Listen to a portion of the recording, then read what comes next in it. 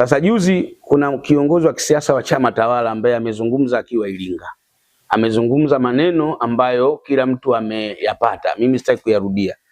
Lakini kwa haraka kabisa ofisi ya msajili wa vyama vya siasa nayo ikaandika barua kuandikia Chama cha Mapinduzi kuwaambia watoe maelezo ya kina ni namna gani kwa tafasiri ya maneno ya kiongozi wao nini anaashiria.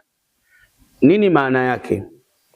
Maana yake ni kwamba taasisi ya ofisi ya msajili wa vyama vya siasa haiangalii chama, inaangalia sheria imevunjwa na nani. Isisite kuchukua hatua za kisheria kwa chama chochote cha siasa ambacho kimekwenda kinyume na sheria ya usajili wa vyama vya siasa. Nini maana yake? Kuna wanaharakati na wanasiasa ambao wanaona wako juu ya sheria, wana uwezo wa kusema chochote kuitishia ofisi ya msajili wa vyama vya siasa.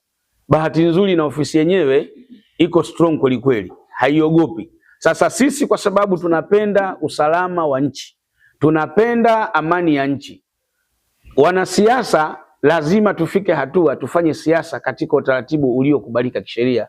Kwa hiyo tunatoa mwito kwa ofisi ya msajili wa vyama vya siasa isihofie na isiogope na iendelee kuchukua hatua za kisiasa kwa vyama vya siasa ambavyo vitakiuka sheria ya uchaguzi, sheria ya usajili wa vyama vya siasa. Nazungumza kwa sababu gani? Tutakapokuwa na taasisi ambayo haina uwezo wa kushughulikia matatizo ya jambo ambayo inaisimamia, yanayokuja ni maafa. Kinachokuja ni uvunjifu wa amani. Ndio maana tumejitokeza mbele ya Watanzania, mbele yenu kuwaelezea Watanzania kwamba pande zote mbili zinawajibika kuchukua hatua za kisheria au hatua zinazowahusu kuhakikisha taifa linabaki salama. Niipongeze ofisi ya msajili wa vyama vya siasa kwa kutosita kuchukua hatua. Imewatandika barua Chadema, wakahangaika nayo, hatimaye juzi wameijibu. Wameshapeleka maelezo yao kwa ofisi ya msajili. Pamoja na maneno mengi kwamba hatutafanya hiki, hatufanyi hivi tuone, lakini siku ya siku wametekeleza lile ambao wameelezwa na ofisi ya msajili na wameshajibu. Kilichojibiwa tutapata majibu kupitia ofisi ya msajili, lakini wametekeleza takwa la kisheria.